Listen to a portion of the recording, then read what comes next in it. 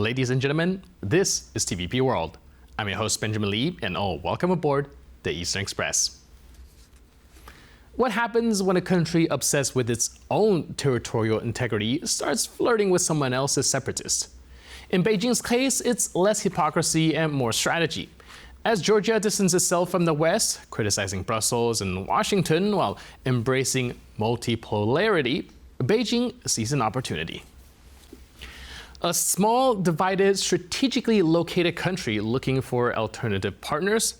That's the Belt and Road dream scenario. On this episode, we're unpacking China's quiet but calculated play in Abkhazia, which reveals how far Beijing is willing to go to expand its influence. So, without further ado, let's take a look at our latest report to find out more.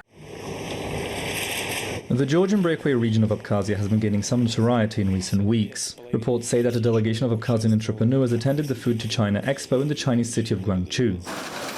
Guangzhou itself is a key city when it comes to the Chinese economy, as it is a major transportation hub and is historically significant, as well as one of China's main trade gateways to the wider world. It is therefore not a trifle matter for Chinese authorities to host an Abkhazian delegation in this city, even if as part of a wider event. Although China does not officially recognize Abkhazia, it has been maintaining contact with the breakaway region for years. Beijing has seemingly been interested in investing in the region, as in 2021 Chinese business people had visited Abkhazia to discern its environment for investment. These closer relations should not come as a surprise, as Abkhazia is heavily supported by Russia, who is currently regarded as China's closest ally. Any Chinese interest in Abkhazia itself also most likely is tied up with Beijing's relations with Moscow. Yet while China has been courting Abkhazia, the elephant in the room is its strategic partnership with Georgia. Abkhazia broke away from Georgia proper as a result of a bloody conflict, which took place in the early 1990s, although its recognition by Russia didn't come until the 2008 Russo-Georgian War.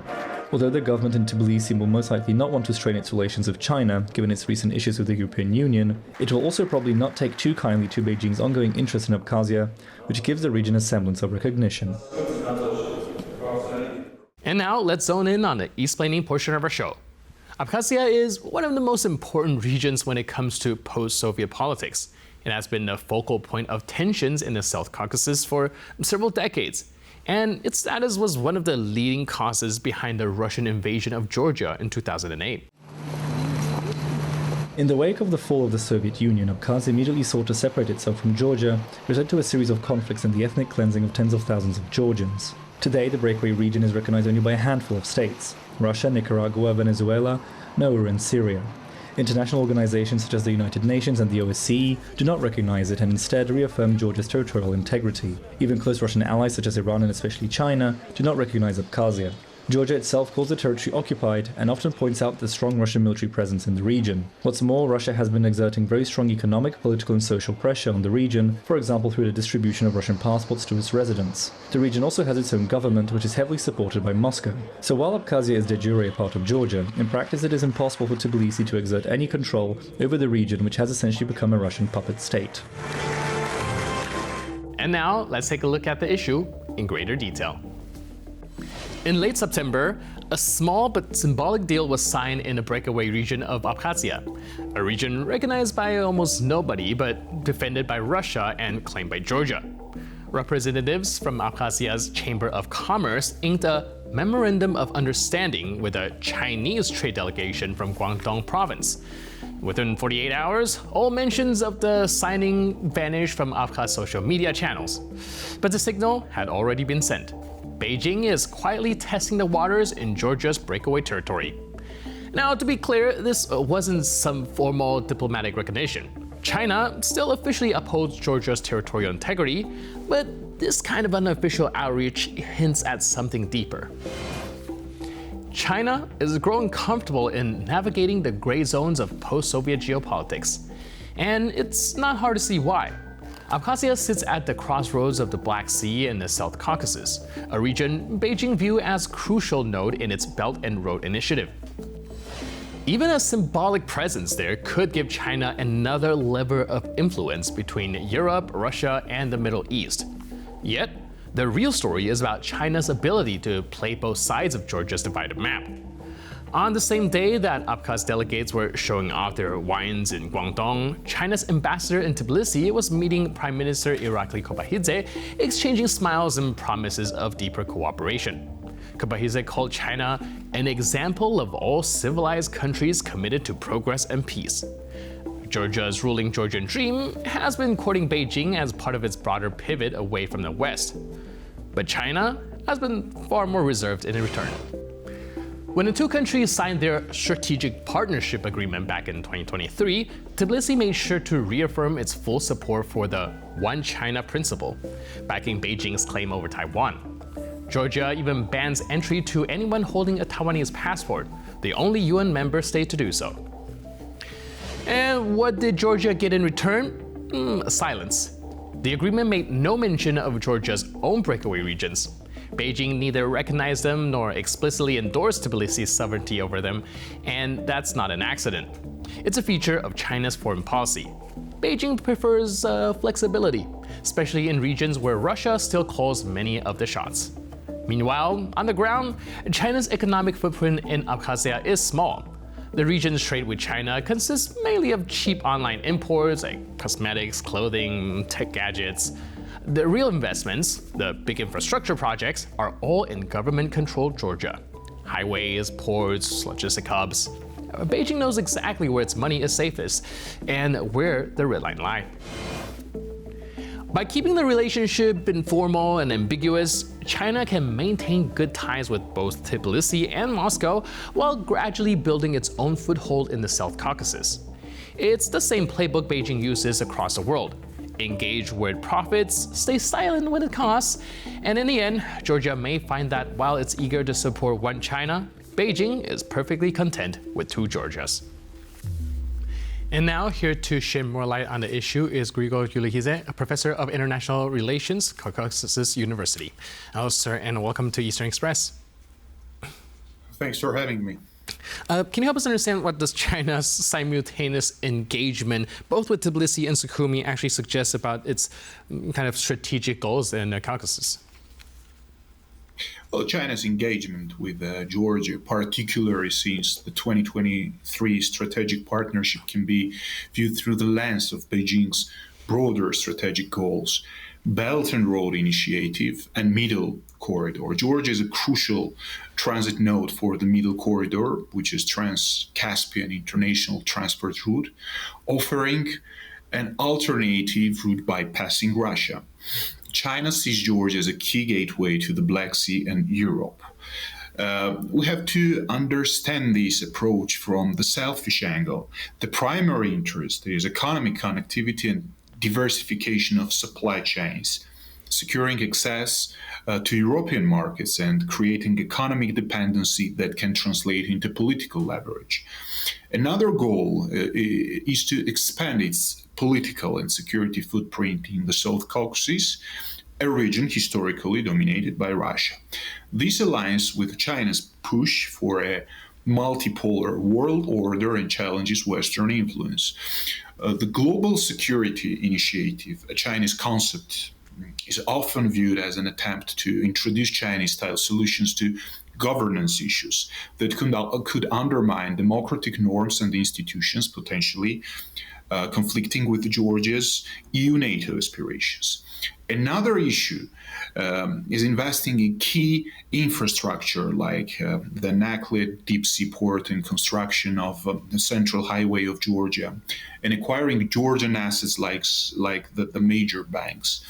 In relation to this approach, concerns exist about debt trap diplomacy and China gaining control over strategic infrastructure, which could compromise Georgia's sovereignty and national security in the long run. To cut a long story short, China has extremely selfish geopolitical goals in this region, and especially in Georgia.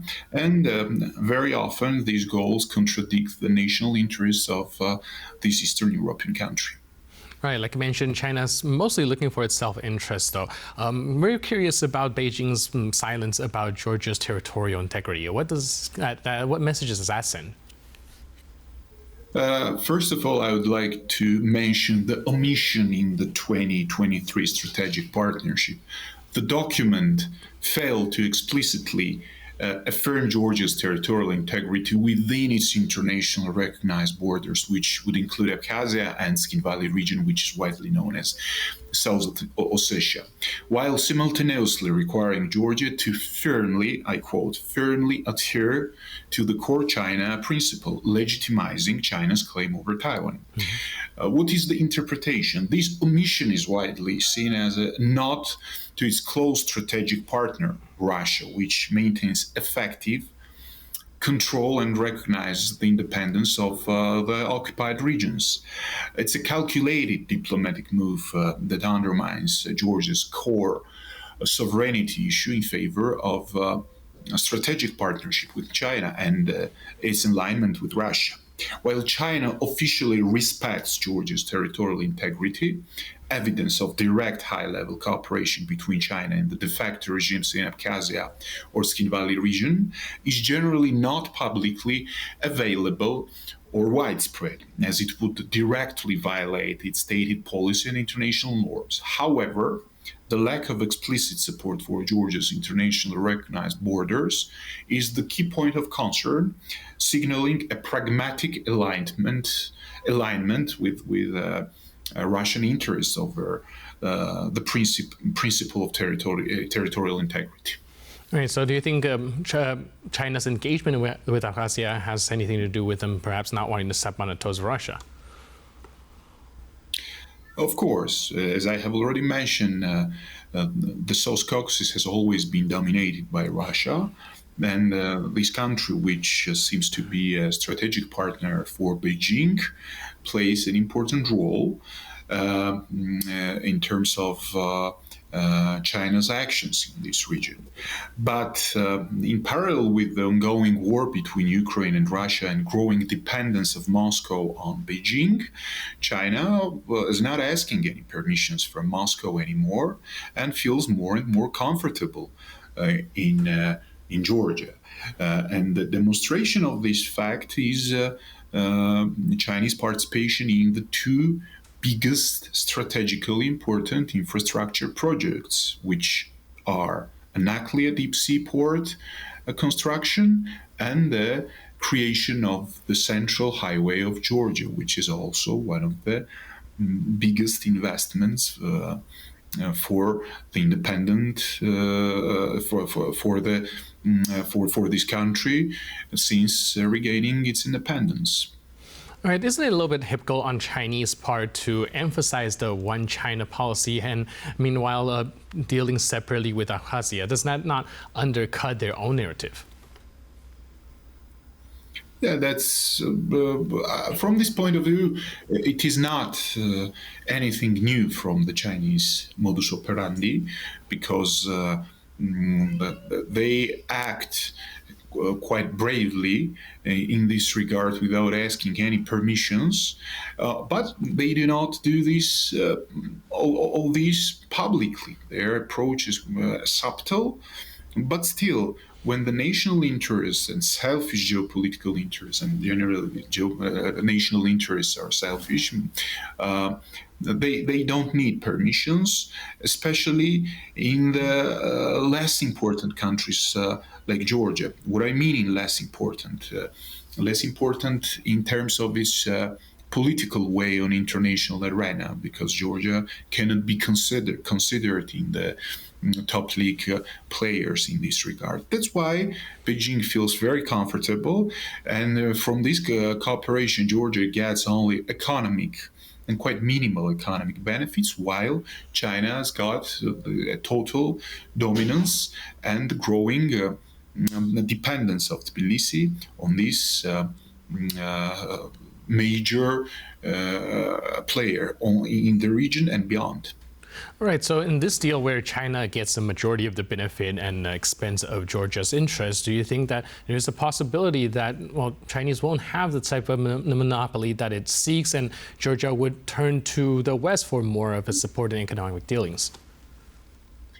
It's hard to predict, but the task of the Georgian dream right now is to create a so-called multipolar diplomacy and make Georgia the country where the interests of different states are included, like Turkey, like United Arab Emirates, like Iran, like China, and unfortunately not among them are democratic states, which is the continuation of worsening relations between Brussels and Tbilisi and the decreasing interest from Washington.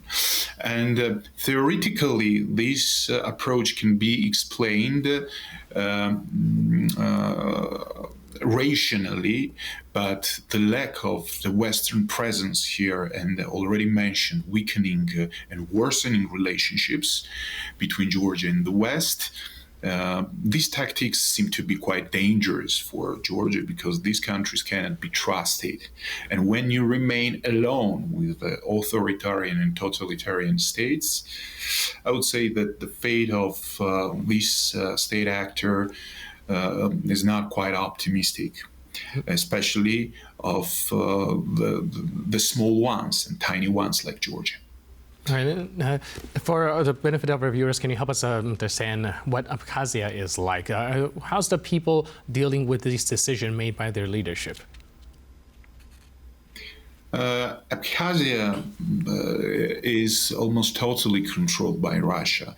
The public moods in terms of Russia are divided. The part of the society is grateful to Russians for their support in terms of the military assistance during the 90s war. But also a very important portion of this population understands that Russia cannot be trusted, and the ultimate interest of the Kremlin is to gain and increase the dominance over Abkhazia without including the interest of Abkhazians.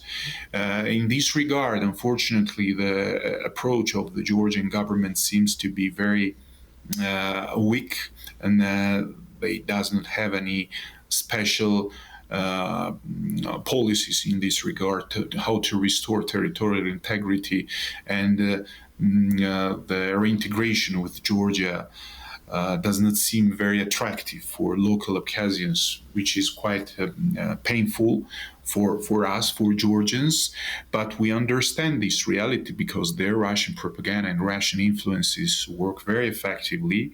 And that's why Abkhazs are trying to create something similar to independent state, which is completely unrealistic scenario because Abkhazia has never been independent, has always been the part of Georgia. And apart from this history, we have to understand that Russia is not going to abandon this place and make any compromise in favor of Georgia, in favor of Abkhazia. And we see the growing presence of Russian military, economic initiatives tailored to the selfish interests of various Russian oligarchs and FSB or GRU high-rank officers. It means that Abkhazia right now is in a complete desperation, geopolitical desperation, and of course Russia is very effectively benefiting from this scenario and is launching more and more control over Abkhazians by creating chaos and at the same time installing different foundations for even stronger Russian rule there. All right. Thank you so much for your input and insight. I really appreciate it. And thanks My for being with pleasure. us. Cheers. And now we're moving on to the Eastern News Flash, a series of all the other stories from the East that you don't want to miss. Russia's automobile industry is struggling, despite government promises to help revive car manufacturing. The future doesn't seem too bright as Russian manufacturers face low domestic demand as well as increasing competition from China. The entire Russian car industry is under strain. Sales continue to plummet and the finances aren't looking too tight. AutoVAZ, Russia's largest car manufacturer, has been forced to introduce 4-day work weeks due to weak demand. The company's previous 500,000 production target has been slashed to a far lower 300,000. While regional and corporate authorities have been appealing to the state government for support to counteract the situation, Moscow seems quite powerless to salvage the industry. Prior to the Russian invasion of Ukraine, the Russian car industry was focused on attracting foreign car manufacturers and gradually localizing production. This model collapsed after Western companies withdrew, and while China has replaced them for the most part, this means that the entire Russian car industry is becoming dominated by Chinese brands. Belarusian authorities are exacerbating tensions between Minsk and its neighbors. This time, in response to Lithuania closing its borders, Belarus has banned truckers registered in Poland and Lithuania from entering its territory. The new restrictions will be enforced until the end of 2027, according to Belarusian authorities. This will most likely affect companies responsible for transporting goods from China to the European Union through Russian and Belarusian territory. Many of these companies' vehicles are registered in Poland and the Baltic states. The restrictions, signed by Lukashenko himself, are a response by Minsk to the closure of the Lithuanian-Belarusian border by Vilnius. Lithuanian authorities made the decision after smugglers began to use weather balloons to reach Lithuania from Belarus. Meanwhile, Poland has been ready to reopen some of its border crossings with Belarus, but postponed the decision by several weeks following consultations with Lithuania. According to Minsk, Poland's decision to open the border crossings was to have been preceded by a deal to release Andrzej Poczobut and other political prisoners. Due to the postponement from the Polish side, Minsk has also delayed its own decision. China and Russia are looking to further deepen security cooperation. Russian Prime Minister Mikhail Mishustin is on a state visit to China, which is meant to boost ties between the two countries. Mishustin's visit is expected to focus on economic and technological cooperation between Moscow and Beijing, as the former seeks to cope with the ongoing Western sanctions over its invasion of Ukraine. This is a very high-profile visit, as the Russian Prime Minister is expected also to meet with Chinese President Xi Jinping himself. For China, it is an opportunity to further seek new avenues for trade, as its relations with the United States have been deteriorating. The ongoing visit is yet another instance of Russia and China openly displaying their alliance, which has been growing closer in recent years. The two countries have been working together not just when it comes to trade, but also defense and even diplomacy. And that's all for this episode of Eastern Express. But for more news, update, and commentary, please stay tuned to TVP World.